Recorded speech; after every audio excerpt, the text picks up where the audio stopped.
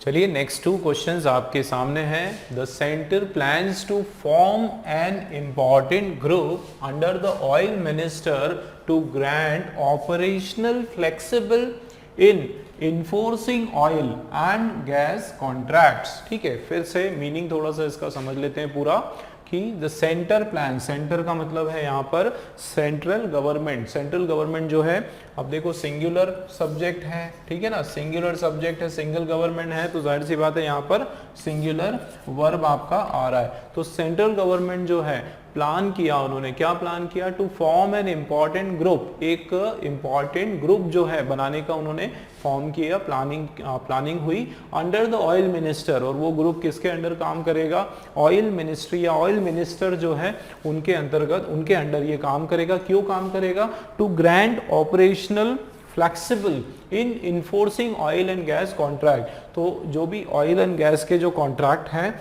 उनको एक operational flexible तो होगा नहीं, फ्लेक्सिबिलिटी होना चाहिए, वो देखेंगे हम। तो ऑपरेशनल एक फ्लेक्सिबिलिटी देने में काम करेगा। ठीक है, ये जो भी ऑयल और गैस के जो कॉन्ट्रैक्ट्स हैं उसको देने में उनको हेल्प करेगा। चलिए, ये तो इसका पूरा मीनिंग था। अब हम लोग देख लेते हैं स्टार्टिंग से, बिल्कुल स्ट्रक्चर वाइज हम लोग देखते हैं। देखो किसकी बात हो रही है, द सेंटर की।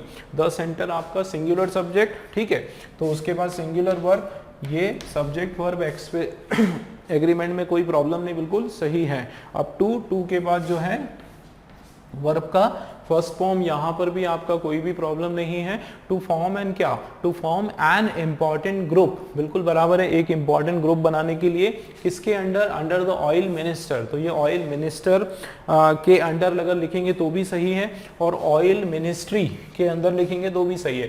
भाई ऑयल मिनिस्ट्री मतलब पूरा डिपार्टमेंट है ना, ऑयल मिनिस्ट्री डिपार्टमेंट, और मिनिस्टर मतलब केवल मिनिस्टर साहब जो है उनकी एक कमेटी, वो उनके अंडर वो उसको चेयर करेंगे, हेड करेंगे, तो ये भी बिल्कुल सही है। ठीक है दोस्तों, यहाँ पर कोई प्रॉब्लम नहीं है, मिनिस्टर भी हो सकता है और आपका मिनिस्ट्री भी हो सकता है। टू ग्रैंड, क्या क्यों किया ये सब उन्होंने, टू ग्रैंड ऑपरेशनल, ग्रैंड मतलब टू प्रोवाइड, ठीक है, टू प्रोवाइड क्या, ऑपरेशनल फ्लेक्सिबल। तो दोस्तों एक चीज आप देखो, मुझे बताओ, ये जो वर्ड है ऑपरेशनल, यहाँ पे अल लगा हुआ है, मतलब ये आपका क्या है, ये आपका ऑलरेडी एक एडजेक्टिव है। तो जाहिर सी बात है एडजेक्टिव के बाद यहाँ पर क्या आना चाहिए, यहाँ पर आपका नाउन आना चाहिए। ठीक है, लेकिन ये फ्लेक्सिबल, ये भी एक नाउन है, एडजेक्टिव है, तो ये फ्लेक्सिबल यहाँ पर रॉन्ग हो गया पूरा वर्ड हमारा, और यहाँ पे क्या हो जाएगा, ये हमारा फ्लेक्सिबिलिटी, ठीक है ना, फ्लेक्सिबिलिटी हो जाएगा, जो कि आपका एक नाउन है। ठीक है ना, तो देखो ऑपरेशनल किसकी बात हो रही है, टू ग्रांट, क्या ग्रांट करने की बात हो रही है, एक ऑपरेशनल फ्लेक्सिबिलिटी ग्रांट करने की बात हो रही है। ठीक है ना, इन इन्फोर्सिंग, तो देखो ऑपरेशनल फ्लेक्सिबिलिटी, टू इन्फोर्स भी हो सकता था, है ना, टू इन्फोर्स भी हो सकता था, फॉर इन्फोर्सिंग नहीं होता है, इन इन्फोर्सिंग मतलब इन्फोर्स करने में, है ना, तो ये इन और उसके साथ वर्ब का आईएनजी बिल्कुल सही है, इसमें कोई प्रॉब्लम यहाँ पर आपका नहीं है। ठीक है ना, इन प्रीपोजिशन के साथ इन्फोर्स के साथ आईएनजी आ सकता है। तो in enforcing oil and gas contract, तो भाई किस कार्य के लिए फ्लेक्सिबिलिटी की जरूरत है, इन इन्फोर्सिंग, इन्फोर्स करने में। ठीक है, इन्फोर्स करने में, ऑयल और गैस के जो कॉन्ट्रैक्ट्स हैं उनको इन्फोर्स करने में, उनको लागू करने में, या कॉन्ट्रैक्ट्स को आगे बढ़ाने में। तो इस तरीके से ये दोनों जो है आपका बिल्कुल करेक्ट है। तो ऑयल एंड गैस कॉन्ट्रैक्ट्स, है ना, डी में भी कोई इशू नहीं, हमारा सी वाले में दोस्तों आपका क्या है, एरर है। ठीक है, नेक्स्ट क्वेश्चन देखते हैं। The state of Karnataka specially it's coastal districts of Udupi and दक्षिणा कन्नड़ा, है ना, ये इसका नाम है Dakshin Kannada. Dakshina Kannada is unargued the cradle of banking in the country. फिर से इसको पढ़ते हैं, देखो किसकी बात हो रही है यहाँ पर, द स्टेट ऑफ कर्नाटका, ये कर्नाटका का जो राज्य है ना, खास करके, स्पेशली मतलब खास करके अगर हम बात करें, इट्स उसका जो है ना, इट्स इसका जो है कौन सा वाला पार्ट, कोस्टल डिस्ट्रिक्ट, जो जो कोस्टल समुद्र किनारे, समुद्र के आसपास वाला जो इनका जो जिला है, कौन कौन से जिले की बात हो रही है खास करके, एक आपका उडुपी और दूसरा जो है दक्षिण कन्नड़, है ना, दक्षिण कन्नड़ा। दक्षिणा कन्नड़ा जो है ये क्या है, अनआर्ग्यूड द क्रैडल ऑफ बैंकिंग। एक अनआर्ग्यूड नहीं होगा, क्या हो जाएगा, अनआर्ग्यूएबली, ठीक है, क्या है वो, the cradle of banking in the country, कि पूरी बैंकिंग जो सेक्टर है पूरा देश में उसका क्या है, एक क्रैडल है। क्रैडल का मतलब होता है वाहक, उसका एक तरह से क्या है, उसका एक वाहक है ना, उसको फ्रंट लाइनर है, एक तरह से उसको आगे बढ़ाने वाला है, एक तरह से वो उसका क्या है, फ्रंट लाइनर है, ठीक है, उसको आगे की ओर ले जाने वाला उसका वाहक है, ठीक है, ऑफ बैंकिंग, पूरे बैंकिंग सेक्टर हमारे देश में उसका एक तरह से वो अग्रणी है ना, क्रैडल बोल सकते हो, वाहक बोल सकते हो, उसको आप क्या बोल सकते हो, अग्रणी बोल सकते हो, एक तरह से अग्रणी है, ठीक है ना। चलिए अब हम लोग देखते हैं स्ट्रक्चर वाइज क्या एरर कहाँ आ रहा है। सबसे पहले किसकी बात हो रही है, देखो स्टेट ऑफ कर्नाटका, स्पेशली यहाँ पे दोस्तों बात हो रही है स्टेट ऑफ कर्नाटका, मतलब किसकी बात हो रही है, इस स्टेट की बात हो रही है, इस राज्य की बात हो रही है। तो ये जो स्टेट है ये आपका क्या है, सिंगुलर सब्जेक्ट है, ठीक है ना, सिंगुलर सब्जेक्ट है, मतलब अगर वर्ब आया तो वो सिंगुलर वर्ब आएगा, है ना। तो ये देखो कौन सा स्टेट, कर्नाटका। स्पेशली देखो ये प्रोनाउन आया, ध्यान दो, तो ये क्या है, इट्स क्या है, प्रोनाउन है, ठीक है। तो किसका, देखो इट प्रोनाउन किसके लिए आया, स्टेट के लिए। स्टेट जो है न्यूट्रल जेंडर है, कैसा जेंडर है, कोई मस्कुलिन फेमिनिन नहीं है, ठीक है, न्यूट्रल जेंडर है, इसका मतलब इट जो है ये बिल्कुल बराबर है, ठीक है ना। इट्स कोस्टल, इसका किसका, इस राज्य का, इस राज्य के जो कोस्टल जो जिले हैं, तो कोस्टल डिस्ट्रिक्ट्स एक से ज्यादा है, ठीक है। कौन कौन से डिस्ट्रिक्ट की बात हो रही है, देखो एक उडुपी डिस्ट्रिक्ट है और दक्षिण कन्नड़ा एक डिस्ट्रिक्ट है। देखो ध्यान से दोस्तों, इन दोनों के बाद ये देखो वर्ब आ गया, और वर्ब कैसा आना चाहिए, क्योंकि हमारा सिंगुलर सब्जेक्ट है तो यहाँ पर आपका सिंगुलर वर्ब जो है बिल्कुल सही लगा हुआ है ना, बिल्कुल सही स्ट्रक्चर है सब्जेक्ट वर्ब का, यहाँ पर कोई भी प्रॉब्लम हमारा नहीं दिखाई दे रहा है, ठीक है ना। तो देखो इज अनआर्ग्यूड, तो ये अनआर्ग्यूड नहीं होगा यहाँ पे देखो किसकी बात हो रही है, ये हमारा एडजेक्टिव आ जाएगा, ठीक है ना दोस्तों, क्या हो जाएगा, एडजेक्टिव हो जाएगा, जिसका वर्ड हो जाएगा हमारा अनआर्ग्यूएबली, ठीक है। एक एडजेक्टिव लगाने की हमको यहाँ पर आवश्यकता है कि क्या, दक्षिण कन्नड़ा जो है वो क्या है, अनआर्ग्यूएबली। अनआर्ग्यूएबली मतलब बिना किसी शंका के, बिना किसी बहस के, वो क्या है ना, एक बोल सकते हो कि निश्चित रूप से जो है वो क्या है, एक क्रैडल ऑफ बैंकिंग है, वाहक है, अग्रणी है, किसका, banking in the country, banking in the country भी बोल सकते हो, banking sector in the country भी सही हो जाएगा, ठीक है। बैंकिंग मतलब पूरा एक जो बैंकिंग की जो एक्टिविटीज़ है, या जो सबसे ज़्यादा रिटर्न है, या सबसे ज़्यादा जो बैंकिंग का काम होता है, तो पूरे देश में जो है ये जो एरिया है ये इसी काम के लिए जाना जाता है। अच्छे बड़े ऑफिस या जो भी बैंकिंग वर्क है वो वहाँ पर होता है, ठीक है। उस तरीके से यहाँ पर बात हो रही है। इसका मतलब हमारा एरर जो है आपका सी के अंदर जो है हमारा एरर निकल कर आ गया, ठीक है दोस्तों। चलिए नेक्स्ट क्वेश्चन देखते हैं।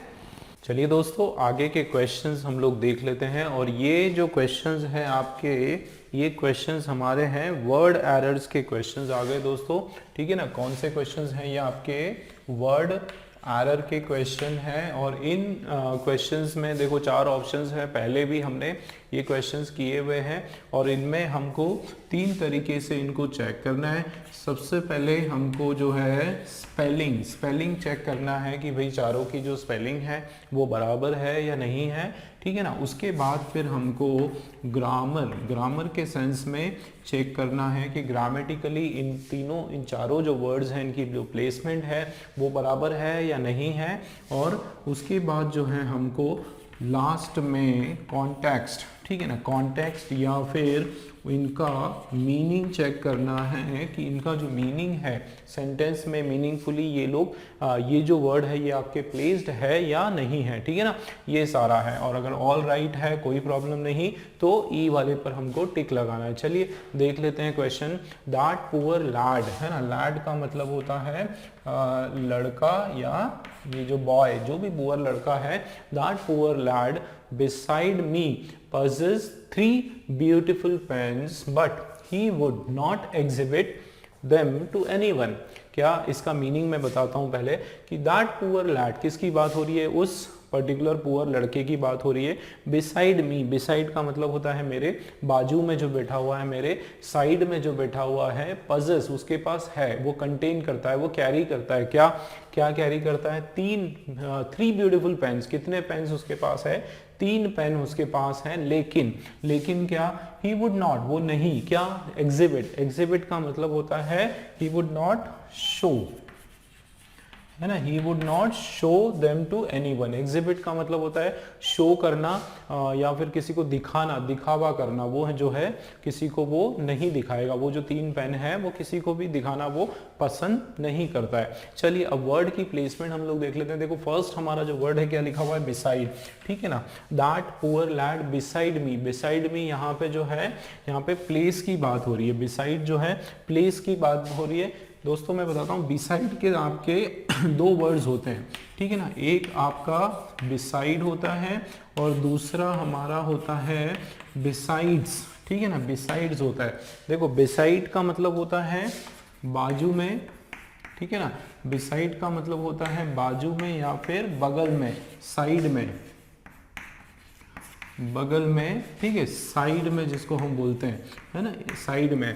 तो ये होता है बिसाइड। और बिसाइड्स का मतलब होता है इसके अतिरिक्त, तो के अतिरिक्त, ठीक है ना, के अतिरिक्त या फिर के अलावा, है ना, ये सेंस इसका निकल कर आता है। तो के अलावा, तो आप देखो कौन सा सेंस यहाँ पर हमारा फिट बैठ रहा है कि ये जो पुअर लड़का है बिसाइड मी, जो मेरे बिसाइड्स मी का अगर एस लगा देते हैं तो उसका मतलब हो जाता है कि मेरे सिवा, या बिसाइड्स मी मतलब मेरे अलावा, ठीक है। तो यहाँ पे उसके अलावा के सेंस में बात नहीं हो रही है, उसमें क्या बात हो रही है कि वो लड़का जो मेरे साइड में है, जो मेरे बगल में है ना, किसी भी बगल में, इधर की साइड भी हो सकता है, इधर की साइड में भी हो सकता है, किसी भी साइड में हो सकता है आसपास, ठीक है। तो जो मेरे साइड में है, बगल में है, पजेस, उसके पास पजेस करता है। पजेस का मतलब होता है वो कैरी करना, ठीक है। क्या कैरी करता है? 3 ब्यूटीफुल पेन कैरी करता है। देखो पजेस 3 ब्यूटीफुल पेन। अब ये जो पजेस है दोस्तों, ये आपका वर्ब है, ठीक है ना, ये आपका क्या है? वर्ब है। अब मुझे एक चीज बताओ कि ये वर्ब किसके लिए हो रहा है? ये वर्ब आपका दैट पुअर लैड, इस पुअर लैड के लिए। अब ये लड़का आपका जो है ये सिंगुलर सब्जेक्ट है, ठीक है ना, ये क्या है आपका? सिंगुलर सब्जेक्ट है और उसके लिए ये वर्ब यूज हुआ है ना, वर्ब की तरह यूज हुआ है। तो जाहिर सी बात है ये हमारा कैसा होना चाहिए? सिंगुलर वर्ब होना चाहिए। लेकिन यहाँ पर डबल एस जो है ये तो पूरा वर्ड का ही है, वर्ड का ही है। मतलब अगर आपको इसको सिंगुलर करना है तो मतलब इसको हमको V5 करना पड़ेगा। मतलब इस वर्ब के साथ जो है हमको या तो s लगाना पड़ेगा या फिर es लगाना पड़ेगा। तो पजेस अपने आप में जो है वो सिंगल वर्ब है, ठीक है। मतलब इसका जो राइट फॉर्मेशन है वो क्या हो जाएगा? वो हो जाएगा पजेसेस, ठीक है, बिल्कुल राइट इसी तरीके से आएगा। 5 s आएंगे उसके अंदर, तब जाके इसका ये वर्ब का आपका 5th फॉर्म बन पाएगा, ठीक है। पजेस इतना आपका मेन वर्ब है, उसके साथ हमने es लगा दिया तो ये बन गया आपका पजेसेस। मतलब एरर जो है आपका यहाँ पर निकल के आ गया, यहाँ पे es लग जाएगा, ठीक है ना, पजेसेस। तो बी वाला जो आपका वर्ड है ये आपका रॉन्ग है। और ये कौन सा एरर है? आपका स्पेलिंग का एरर है, ठीक है। स्पेलिंग के अंदर ही आपका एरर आ गया। इधर आप देखो यहाँ पर स्पेलिंग का एरर भी नहीं है, ठीक है। ग्रामर के हिसाब से भी मैंने बताया कि बिसाइड की जो प्लेसमेंट बिल्कुल ठीक है, मीनिंगफुली भी बिसाइड आपका बिल्कुल राइट है। और अगर पजेस की बात करें तो स्पेलिंग के हिसाब से यहाँ पर ग्रामर के हिसाब से भी गड़बड़ हो गया, V5 लगने वाला है, ठीक है ना। स्पेलिंग तो बराबर है, ग्रामर के हिसाब से गड़बड़ हो गया, एरर हमको बी में पता चल गया। 3 beautiful pens but he would, अब देखो ही वुड नॉट एग्जिबिट, वो नहीं बताएगा, है ना, वो नहीं बताने वाला है या नहीं बता पाएगा इस तरीके से। तो वुड एकदम बिल्कुल बराबर है, इसमें वुड में कोई प्रॉब्लम नहीं। नॉट एग्जिबिट, एग्जिबिट जो वर्ड है उसका मतलब शोकेस करना, टू शो करना, टू प्रेजेंट करना, दिखावा करना, इस तरीके की यहाँ पर बात हो रही। तो एग्जिबिट जो है ये आपका बिल्कुल सही है, ठीक है ना। ही वुड नॉट, वो उसको नहीं दिखाएगा, एग्जिबिट नहीं करेगा। He would not exhibit them to anyone, किसी को भी नहीं दिखाएगा, बिल्कुल बराबर है, कोई प्रॉब्लम नहीं। बी के अंदर जो है हमारा एरर निकल कर आ गया, ठीक है ना। चलिए नेक्स्ट क्वेश्चन देखो, 52 वाला क्या लिखा हुआ है, इट वॉज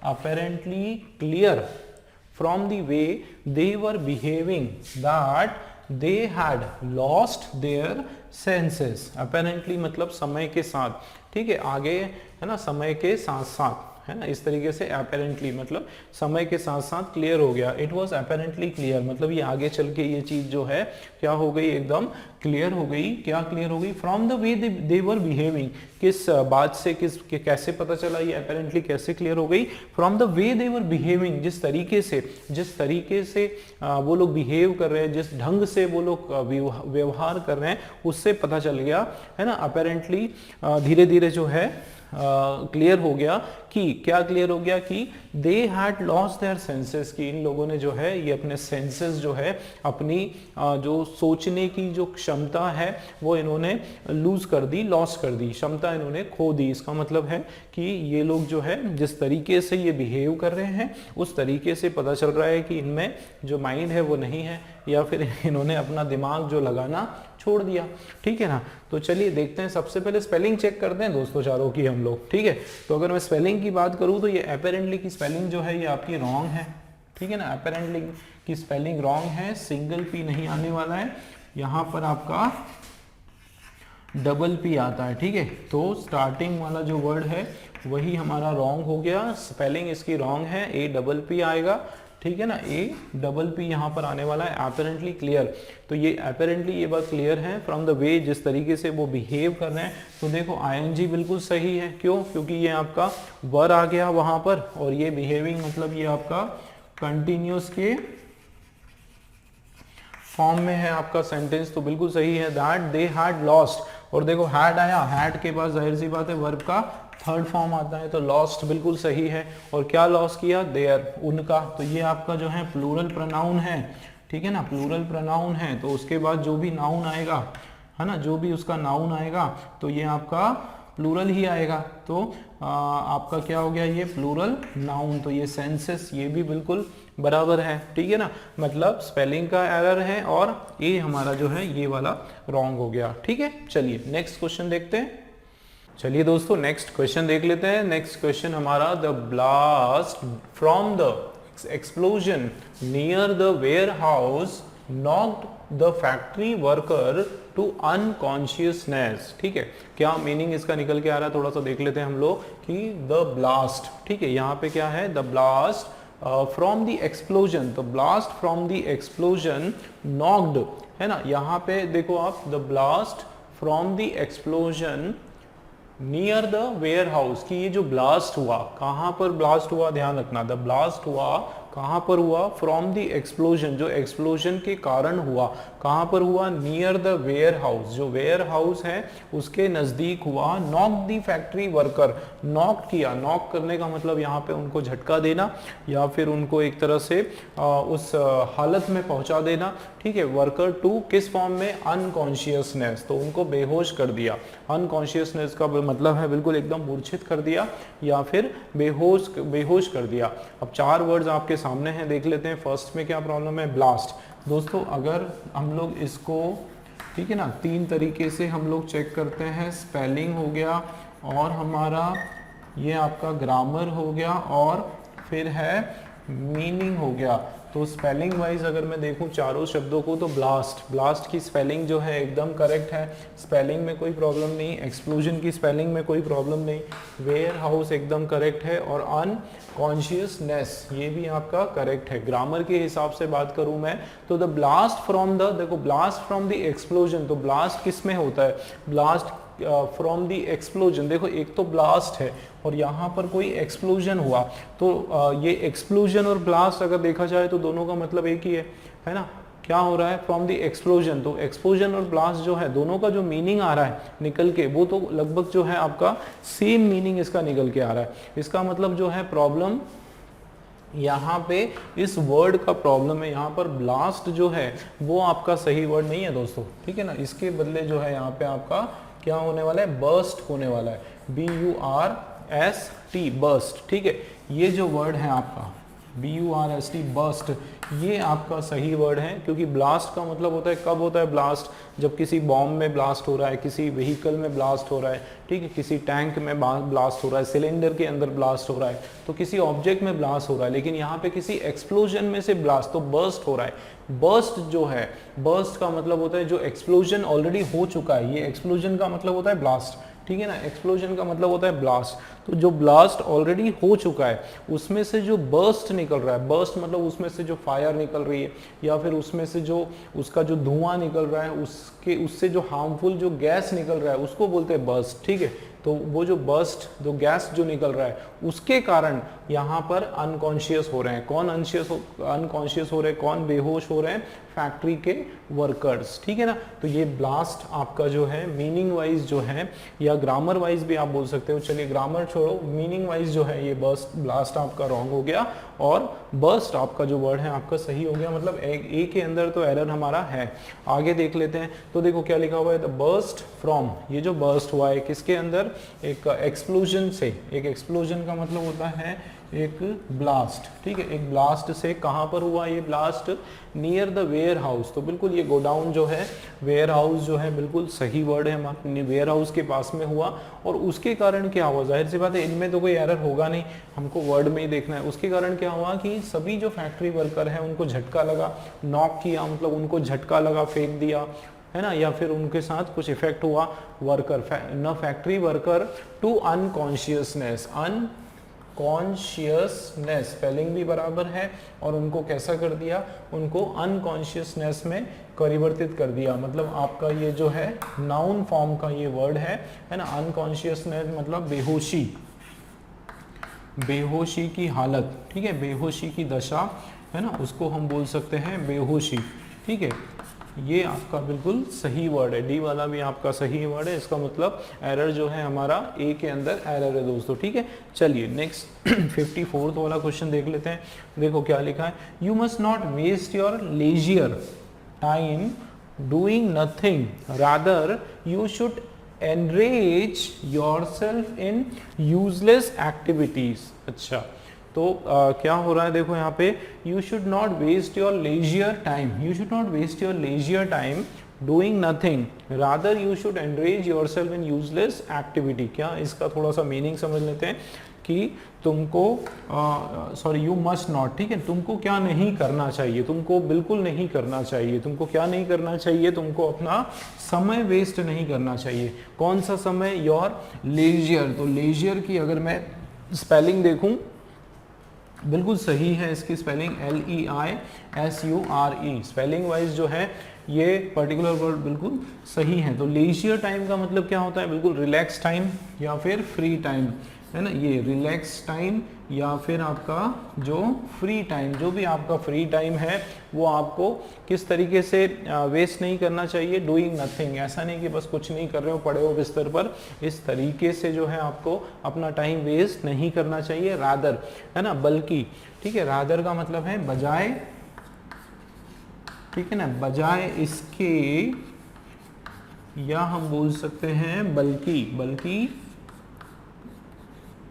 बल्कि किस तरीके से हमको हमारा ये समय करना चाहिए? बल्कि रादर यू शुड, तुमको क्या करना चाहिए? You should enrage yourself in useless. दोस्तों ये जो वर्ड होता है एनरेज, स्पेलिंग तो बराबर है, यूजलेस की भी बराबर है, लेकिन इसका वो मीनिंग क्या होता है? इसका मीनिंग होता है टू मेक somebody एंग्री, किसी को गुस्सा दिलाना, किसी को नाराज कर देना, कुछ ऐसी हरकतें करना जिससे क्या होता है कि कोई नाराज हो जाए। तो एनरेज योरसेल्फ, खुद को नाराज कर लो, किस काम में? यूजलेस एक्टिविटीज में। तो यहाँ पर जो है वर्ड मीनिंग के हिसाब से ये रॉन्ग हो गया, एनरेज नहीं होगा यहाँ पर, उसके बदले आपका एंगेज जो वर्ड है ना, एंगेज का मतलब होता है अपने आप को उस काम में जो है लगा कर रखना, है ना। यू शुड एंगेज योरसेल्फ, अपने आप को उस काम में लगाकर रखना, ठीक है, लगाकर रखना। और किस कार्य में लगाकर रखना? योरसेल्फ इन यूजलेस एक्टिविटीज, ऐसी एक्टिविटीज, कुछ ना कुछ एक्टिविटीज करते रहो, चाहे वो किसी काम की ना हो, बट कुछ ना कुछ एक्शंस होना चाहिए। कुछ ऐसी एक्टिविटी जो यूज में नहीं है, बिल्कुल यूजलेस एक्टिविटीज आप भी कर सकते हो, ताकि कुछ ना कुछ एक्शन तो आपके द्वारा हो रहा है। ठीक है, ये इसका सेंस आ रहा है, मतलब एरर जो है हमारा दोस्तों सी का हमारा एरर है। ठीक है, चलिए नेक्स्ट क्वेश्चन देखते हैं। चलिए नेक्स्ट क्वेश्चन देखते हैं। ये 55 वाला हमारा जो क्वेश्चन है, देखो क्या लिखा हुआ है कि the non availability of unprocessed natural resources in a country should not be the basic for rejecting that possibility of export industry। चलिए फिर से देख लेते हैं। देखो क्या लिखा हुआ है, the non availability of unprocessed natural resources. ठीक है, द नॉन अवेलेबिलिटी, अवेलेबिलिटी गैर मौजूदगी। ठीक है, किसकी गैर मौजूदगी की यहाँ पर बात हो रही है? अनप्रोसेस, जो बिना प्रोसेस किया गया। आपको पता है ना, जैसे ऑयल वगैरह या बहुत सारे जैसे अनप्रोसेस होते हैं, बिल्कुल अनप्यूरिफाइड, या उसको बोल सकते हैं अनफिनिश्ड, पूरे फिनिश्ड नहीं बना हुआ, अनप्रोसेस फॉर्म में जो होता है नेचुरल रिसोर्सेज जो होते हैं, जैसे कोल वगैरह या बहुत जैसे पेट्रोल, जो क्रूड ऑयल होता है जो हमको मिलता है गल्फ कंट्री से, वो अनप्रोसेस्ड होता है, फिर उसको रिफाइन किया जाता है, उसको प्रोसेस किया जाता है। ठीक है, तो वो प्रोसेसिंग की प्रोसेस होती है। तो अनप्रोसेस ऐसे द नॉन, ये जो अनप्रोसेस नेचुरल रिसोर्सेज जो है, इनकी जो नॉन अवेलेबिलिटी है, इनकी गैर मौजूदगी है किसमें? हमारे देश में। Should not be the basic, वो क्या नहीं होना चाहिए? वो आधार नहीं होना चाहिए। ठीक है, वो क्या नहीं होना चाहिए? Should not be the basic, वो इस बात का वो आधार नहीं होना चाहिए। किस बात का आधार नहीं होना चाहिए? For rejecting that possibility of, for rejecting that possibility of export, for rejecting that possibility of export. अच्छा, तो यहाँ पे एक एरर जो है, क्वेश्चन का एरर है यहाँ पे, दैट नहीं द है। ठीक है ना, ये क्वेश्चन का आपका एरर है। फॉर रिजेक्टिंग द पॉसिबिलिटी, यहाँ पे सही होगा, for rejecting the possibility of export industry. ठीक है, तो यहाँ पे ये सेंस में बात हो रही है कि भाई आपके पास हालांकि जो नॉन अनप्रोसेस नेचुरल रिसोर्सेज की कमी है देश में, लेकिन ये इसी को आधार नहीं बनाना है हमको कि एक्सपोर्ट इंडस्ट्री में हम लोग जो है possibility of export industry, for rejecting the possibility of export industry, इसका ये मतलब नहीं है कि हम लोग जो है एक्सपोर्ट इंडस्ट्री पे कुछ ना कुछ बैन लगाएं या एक्सपोर्ट इंडस्ट्री पे कुछ असर पड़े। ठीक है, तो इसलिए एक्सपोर्ट इंडस्ट्री को भी जो है हमको लागू रखना है, मतलब चीज़ों को एक्सपोर्ट करना हमको नहीं रोकना चाहिए, चाहे हमारे यहाँ नॉन अवेलेबिलिटी है अनप्रोसेस्ड नेचुरल रिसोर्स की। ठीक है, इसको आधार नहीं बनाना चाहिए, इस तरीके का यहाँ पर एक सेंस में बात हो रही है। देखो चलिए अब देख लेते हैं चारों वर्ड हमारे। The non availability of unprocessed, तो ये अवेलेबिलिटी ऑफ अनप्रोसेस किस प्रकार का नेचुरल रिसोर्स है हमारा? देखो नेचुरल रिसोर्सेज किस तरह का है? अनप्रोसेस्ड है, बिना प्रोसेस किया हुआ। तो ये अनप्रोसेस में वर्ब का जो है सेकंड फॉर्म है आपका, क्या है ये? आपका वर्ब का सेकंड फॉर्म है, जो कि बिल्कुल बराबर है। ठीक है ना, वर्ब का सेकंड फॉर्म है। तो यहाँ पे अगर मैं स्पेलिंग की बात करूँ, अनप्रोसेस्ड, CESSED बराबर है रिसोर्सेस, एक से ज़्यादा रिसोर्स है। ऑफ आया ना यहाँ पर, देखो ऑफ आया, तो जाहिर सी बात है यहाँ पर आपका प्लूरल नाउन आने वाला है, मतलब आपका ये भी बराबर है, यहाँ पर प्लूरल फॉर्म में आएगा। ठीक है, तो प्लूरल फॉर्म में बराबर है रिसोर्सेस, सोर्सेस OUR स्पेलिंग बिल्कुल बराबर है। यहाँ पर आपकी फॉर रिजेक्टिंग, तो जाहिर सी बात है फॉर कभी भी आता है ना दोस्तों, तो फॉर के बाद V1 ING ही आता है। ठीक है, याद रखना, फॉर के बाद जो है हमेशा V1 ING आता है, और रिजेक्टिंग बराबर है द पॉसिबिलिटी। क्या रिजेक्ट करना? द आ गया, तो द के बाद जो है आपका नाउन ही आने वाला है, तो नाउन यहाँ पर बराबर लगा हुआ है। ठीक है, फॉर रिजेक्टिंग क्या रिजेक्ट करना? पॉसिबिलिटी। पॉसिबिलिटी का मतलब होता है संभावना। ठीक है ना, पॉसिबिलिटी का क्या मतलब होता है? संभावना।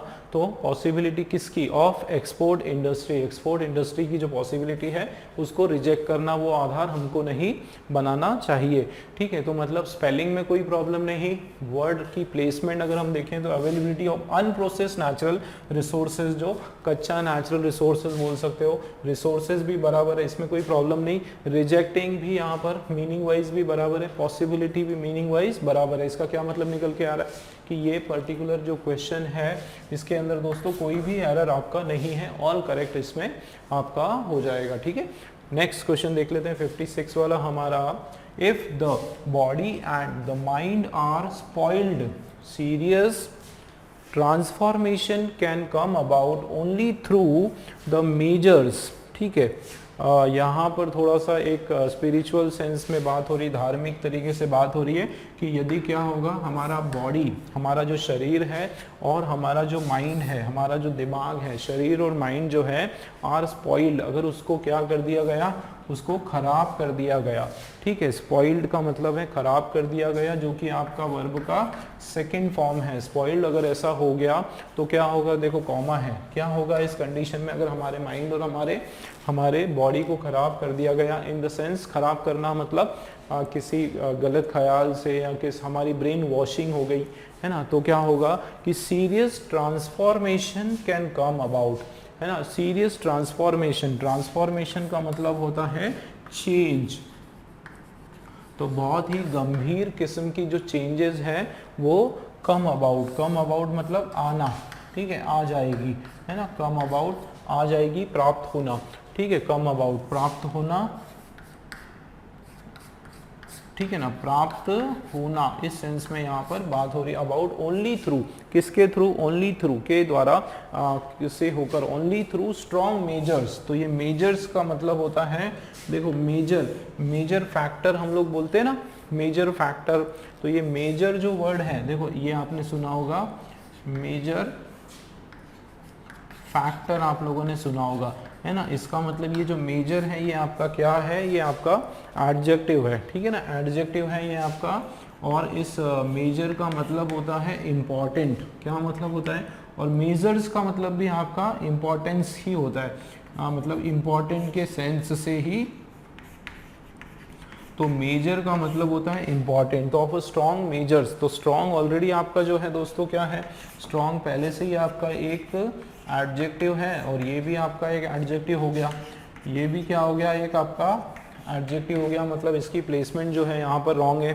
ठीक है ना, अब ये मेजर नहीं होने वाला है, यहाँ पर जो राइट वर्ड है वो है हमारा मेजर। ठीक है, MEASURE, मेजर, और मेजर्स होने वाला है दोस्तों। ठीक है, क्या होने वाला है, मेजर्स, क्योंकि मेजर्स का मतलब होता है आपके, देखो मेजर्स को हम लोग दो तरीके से देख सकते हैं। ठीक है, मेजर्स का आपका मतलब एक होता है नाउन। ठीक है, मेजर का एक होता है आपका नाउन। ठीक है, और दूसरा जो है मेजर आपका जो है वो वर्ब की तरह भी होता है। ठीक है ना, एक नाउन की तरह हम लोग यूज़ करते हैं, एक वर्ब की तरह हम लोग यूज़ करते हैं। तो नाउन की तरह अगर यूज़ करेंगे तो मेजर्स का मतलब होता है अलग अलग स्टेप्स। ठीक है, स्टेप्स, अलग अलग कदम, स्टेप्स, है ना, अलग अलग आप बोल सकते हो मेथड्स, या फिर स्टेप्स के सेंस में आ रहा है। और अगर मैं मेजर्स उसमें वर्ब की तरह इसको लूँगा तो वो मेजरमेंट के से रिलेटेड वर्ड आ जाएगा आपका, नापने से, नापतोल करने से, मेजरिंग से रिलेटेड वर्ड आ जाएगा आपका। ठीक है ना, मेजरिंग, मेजर करने से रिलेटेड वहाँ पे आपका वर्ब आ जाएगा। ठीक है, तो यहाँ पर अगर आप देखोगे तो क्या है, can come about only through strong steps, है ना। यहाँ पे ये हमारा एक कोई सा नाउन लगना चाहिए। तो किस की बात हो रही है कि भाई ये जो ट्रांसफॉर्मेशन है ना, मतलब ये बॉडी जो स्पॉइल हो रहा है, तो इसमें सीरियस ट्रांसफॉर्मेशन अगर आपको करना है तो वो कम अबाउट वो किस प्रकार से आता है ना। यहाँ पर देखो कॉमा लगा है, इसका मतलब ये आपका एक सेंस में है, ये दूसरे सेंस में, कि if the body and mind are spoil. अच्छा, ये इफ नहीं देखा था मैंने, तो यदि हमारा बॉडी और माइंड जो है, यदि हमारा जो शरीर और हमारा दिमाग जो है वो खराब होता है, खराब किया जाता है, स्पॉइल होता है, तो हमको क्या करना पड़ेगा, देखो सोल्यूशन, सीरियस ट्रांसफॉर्मेशन हमको चाहिए। ट्रांसफॉर्मेशन का मतलब होता है एक पॉजिटिव चेंज। ठीक है, एक बहुत ही ज़्यादा पॉजिटिव सेंस में चेंज, ट्रांसफॉर्मेशन वो आ सकता है, कैन कम अबाउट, वो कैसे आ सकता है, परिवर्तन कैसे आ सकता है, ओनली थ्रू, किसके द्वारा आता है, किसके थ्रू आता है, स्ट्रॉन्ग स्टेप्स। अगर हम सही कदम या बहुत ही मजबूत कठोर हम लोग कदम उठाएं तो हमारे जीवन में जो है ये परिवर्तन आ सकता है, उस सेंस में यहाँ पर बात हो रही है। मतलब ये हमारा मेजर्स के बदले यहाँ पे क्या आने वाला है, मेजर्स, बिल्कुल सही हो जाएगा, EASURES, ये हमारा बिल्कुल सही हो जाएगा, मतलब सी वाला जो है दोस्तों हमारा सी वाले वर्ड में एरर है। ठीक है, चलिए नेक्स्ट क्वेश्चन देखते हैं।